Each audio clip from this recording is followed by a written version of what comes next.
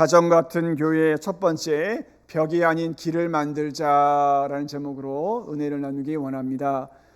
오늘 이 말씀을 묵상하면서 느헤미야가 생각이 났습니다.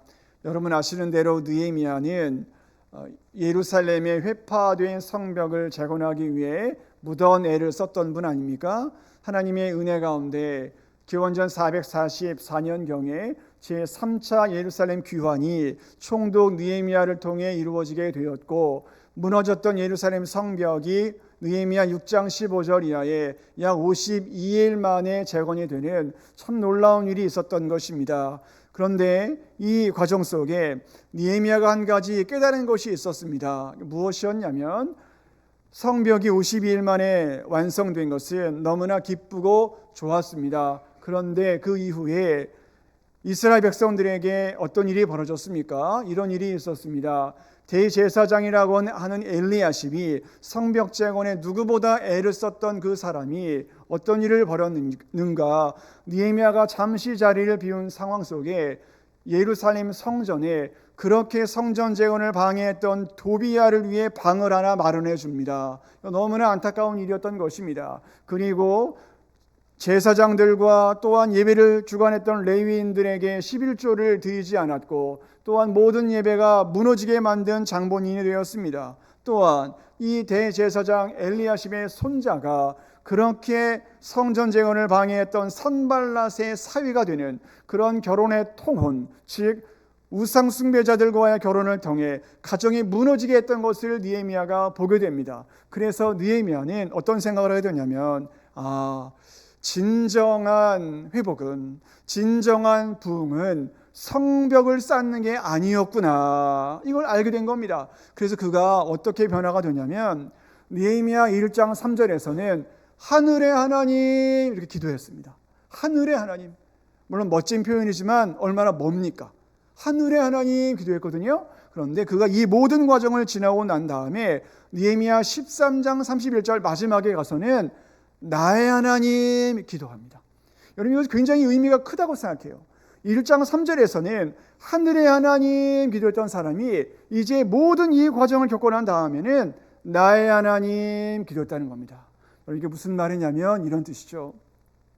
지금 요즘의 교계와 또한 한국 교회와 이 여러 모습을 볼 때 제가 어떤 생각이 드냐면 이런 생각이 들었습니다. 교회가 커지는 거 너무 좋다. 수천 명, 수만 명, 아니 수십만 명이 모이는 거 너무 좋다. 재정도 수천억, 수조, 너무 좋다. 좋죠. 감사하고 좋은 일 많이 하죠. 그리고 담임 목사들이 높임 받는 거 뭐 좋죠. 나쁠 게 뭐가 있겠습니까? 좋죠. 그런데 더 중요한 건 뭐냐면 하늘의 하나님이 아니라 나의 하나님이 중요하구나라는 걸 너무 깨닫게 됩니다. 정말 나의 하나님이 되는 게 더 중요하다고 생각이 들어요. 그래서 성도가 10만 명이 아니라 성도가 10명이어도 정말 교회, 성도가 100명밖에 안 돼도 진짜 교회, 나의 하나님, 나의 하나님, 정말 하나님을 사랑하고 하나님을 만나고, 그런 게 진짜 교회가 아닐까? 요즘에 그런 생각이 들어요. 그 제가 드는 생각이, 내가 정말 시골에 있는 작은 교회를 섬겨도 기쁘게 교회를 섬겼으면 좋겠다. 정말 초라해 보여도 기쁨으로 목회했으면 좋겠다. 정말 주님께서 쓰시는 그런 믿음의 종이 되면 좋겠다. 그런 생각이 너무 많이 들어요. 그러니까 여러분, 오늘 이 본문도 그런 걸 우리들에게 보여주지 않을까요? 벽을 아무리 쌓아도 그건 주님께서 받지 않으시는 것 같아요. 여러분, 우리 주님은요, 업적주의 중심의 주님이 아닌 것 같아요. 우리 주님은 관계를 사랑하는 주님이시지 업적을 사랑하시는 주님 같지는 않아요. 몇 개의 교회를 세웠냐, 그게 중요한 게 아니라 정말 주님을 만났냐, 주님을 사랑하냐, 그게 중요한 거 아닐까요? 여러분, 이 자리에 서 있는 저는요, 설교하는 기계가 아니에요. 설교하는 기계로 제가 이 자리에 서 있는 거 아닙니다. 저는 주의 사랑하는 사람으로 이 자리에 서 있는 거지, 여러분 설교하는 기계 저 아닙니다. 툭 치면 설교 나온 사람이 아니에요. 설교 하나를 하나님 앞에 올려드리기 위해 무던하게 가슴 아파하고, 무던하게 영적인 몸살도 겪고, 무던하게 주님 앞에 엎드리는 사람입니다. 여러분도 마찬가지 아닙니까? 여러분 이 자리에 돈 버는 기계로 나와 있는 거 아니잖아요. 여러분 이 자리에 봉사하는 기계로 나와 있는 사람들 아닙니다. 여러분들 이 자리에 뭔가 헌신하는 기계로 나와 있는 거 아니잖아요. 정말 주님을 사랑하기 위해서, 주님 만나고 싶어서, 주님 온전히 의지하기 위해서 나온 분들 아닙니까? 그걸 교회라고 부르잖아요. 사랑하는 성도 여러분, 우리가 서로를 뭔가 기계처럼 여기지 않았으면 좋겠습니다. 정말 서로를 사랑하는 사람으로, 서로를 기능적으로만 보는 게 아니라 서로를 관계적으로, 서로를 정말 주님 앞에 올려드리고 주님 앞에 믿음으로 기도하고, 그런 교회가 됐으면 좋겠다는 겁니다. 아멘. 오늘 이 본문이 그걸 말씀합니다. 오늘 이 본문을 이해하기 위해서는 유대인의 회당이 무엇인가를 이해할 필요가 있습니다. 기원전 587년에 성전이 무너지죠.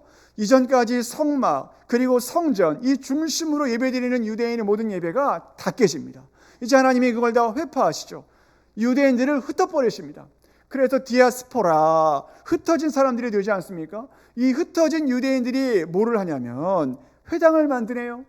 이 회당은 무엇이냐면 이런 것입니다. 이전까지는 성전 중심이었습니다. 하나님의 임재 중심이었죠. 감사하고 좋은 일이었습니다. 그런데 그들이 죄를 지음으로 다 흩어지고 디아스포라가 되고 이제 회당이 됩니다. 그래서 이들이 뭘 하냐면 우리가 이제는 율법 중심으로, 말씀 중심으로 돌아야겠구나. 처음에 취지는 좋았어요. 그래서 이전까지는 제사장 중심의 성전 중심이었다면 이제는 랍비, 율법 교사 중심으로 회당이 만들어집니다. 근데 이 회당이 처음에는 취지가 좋았는데 점점 이들이 어떤 마음을 갖게 되냐면, 물론 시대적인 어려움도 있었지만 우리가 내부 결속해야 된다, 우리가 전통을 지켜야 된다, 전통을 보존해야 된다, 이런 생각이 강하게 들어옵니다. 그래서 이제는 이들이 어떻게 되냐면 길을 내는 공동체가 아니라 벽을 쌓는 공동체가 돼요. 철저하게 폐쇄의 공동체가 됩니다. 그러니까 이전에는 환대하고 위로하고 교제하고 축복하는 공동체가 됐었는데 이제는 철저하게 내부 결속 그리고 전통 보존, 이것에만 매달렸던 거예요. 그러면 회당이 어떻게 됐겠습니까? 성벽을 쌓는 공동체가 된 거였죠. 그래서 마태복음 10장 17절에 보면 예수님께서 이것을 이렇게 표현을 하십니다. 너희들을 사람들이 공회에 잡아올 것이다. 그리고 또 너희들을 회당에서 채찍질할 것이다. 이렇게 말씀해요. 그러니까 회당에서는 뭐를 하는 거예요? 채찍질을 하는 겁니다. 자신들의 기준에 맞지 않으면 채찍질. 율법을 하나라도 어겨? 채찍질. 다 채찍질. 이런 공동체가 돼버린 거예요. 그러니까 굉장히 무서운 공동체가 된 거죠. 이제 주님께서 오셔서 가장 먼저 하신 일이 뭡니까? 새로운 대안 공동체. 회당이 아니라 이제 새롭게 역사되는 하나님의 공동체를 만드시는데 오늘 본문이죠.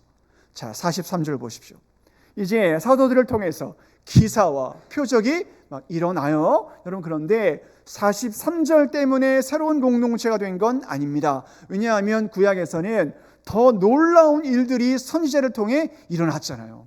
그러니까 이 43절 때문에 새로운 공동체가 된 건 아닙니다. 자, 그러면 또 봅니다. 44절 보십시오. 하나님을 믿는 사람들이 함께 지내고 모든 걸 공동소유로 내놓습니다. 그리고 45절, 재산 소유 팔아가지고 어려운 사람들의 필요를 따라 나눠주죠. 46절, 날마다 이 마음을 같이 하고, 즉 한 마음으로 성전에 열심히 모입니다. 집집마다 다니면서 빵을 나눠주고 순전한 마음으로 기쁘게 음식을 먹습니다. 좋죠. 44, 45, 46절 때문에 새로운 대한 공동체가 된 것은 그런데 아닙니다. 왜 그러냐면 이스라엘 백성들은 구약시대부터 절기가 있었죠.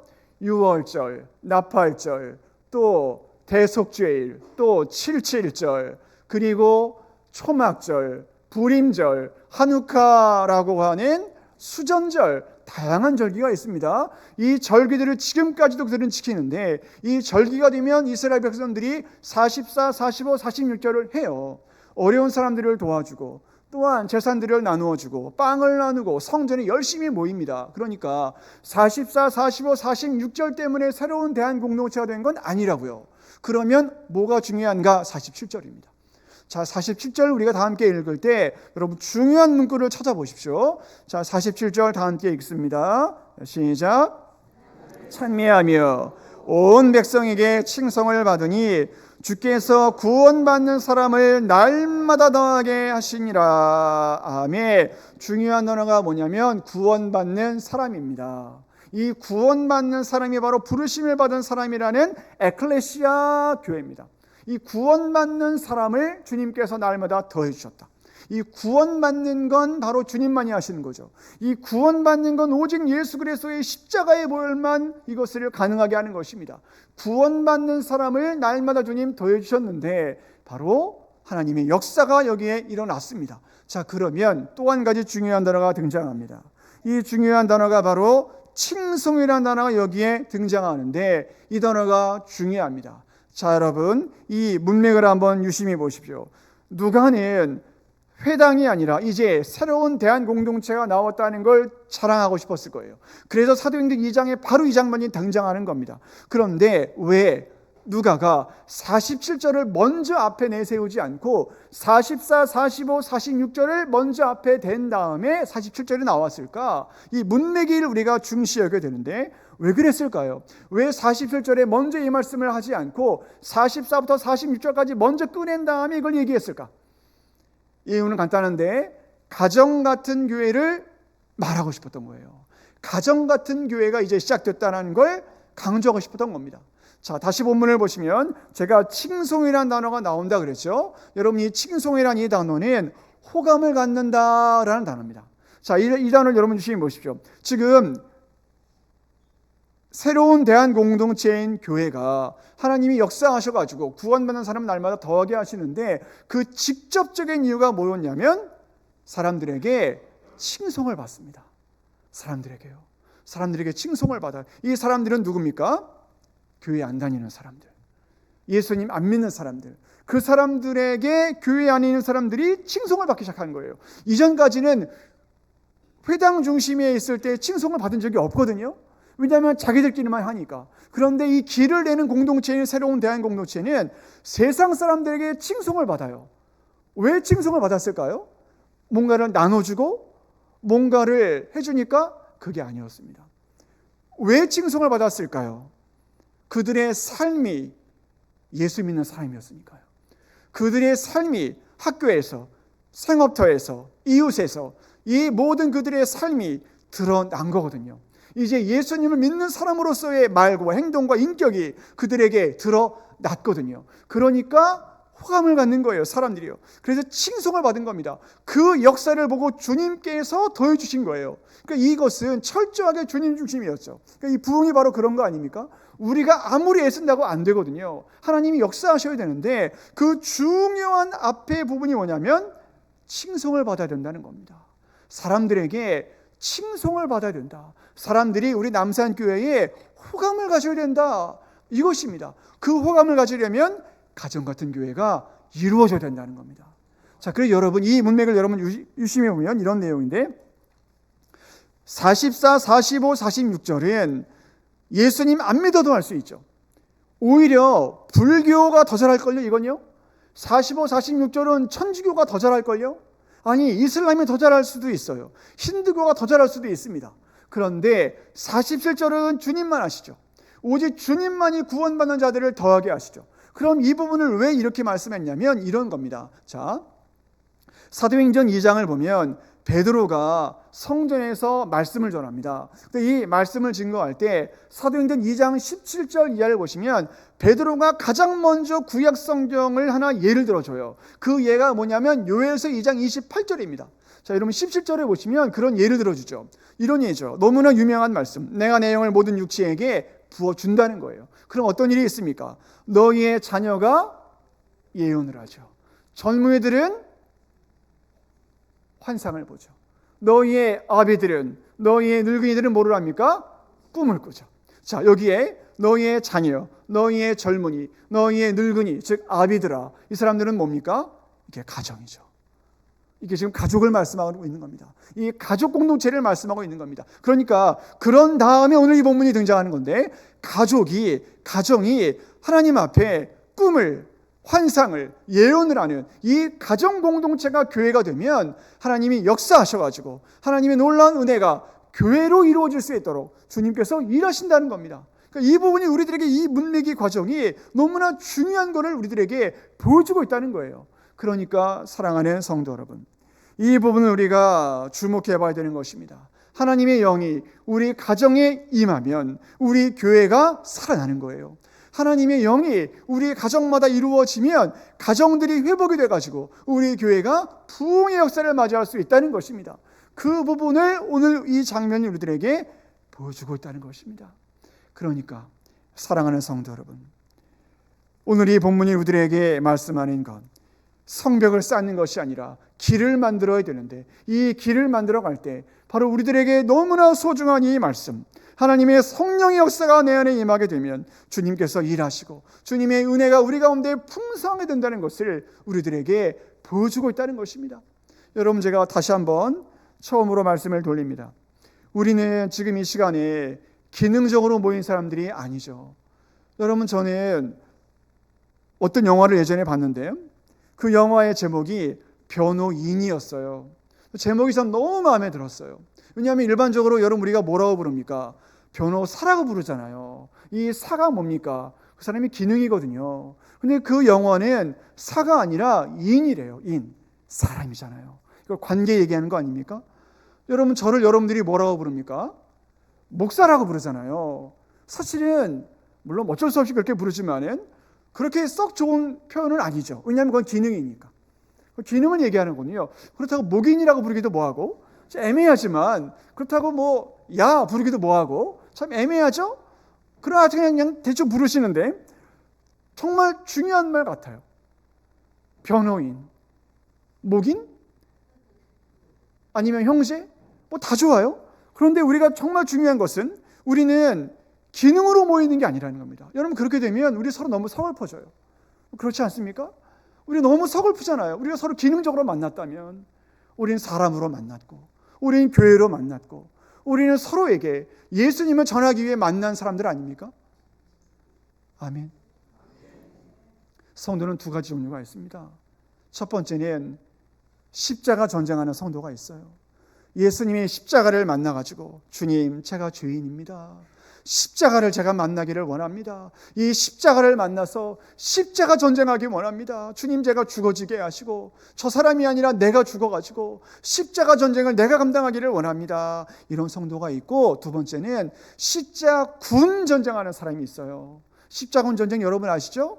1095년부터 1291년까지 일어났던 이 전쟁 아닙니까? 8차례나 있었습니다. 십자군 전쟁이 뭡니까? 네가 죽어야 된다는 거 아닙니까? 네가 죽어요. 네가 죽어야 예수가 산다는 거 아닙니까? 실제로 그렇게 됐을까요? 안 됐습니다. 죽임만 있었죠. 십자군 전쟁하면 다 망합니다.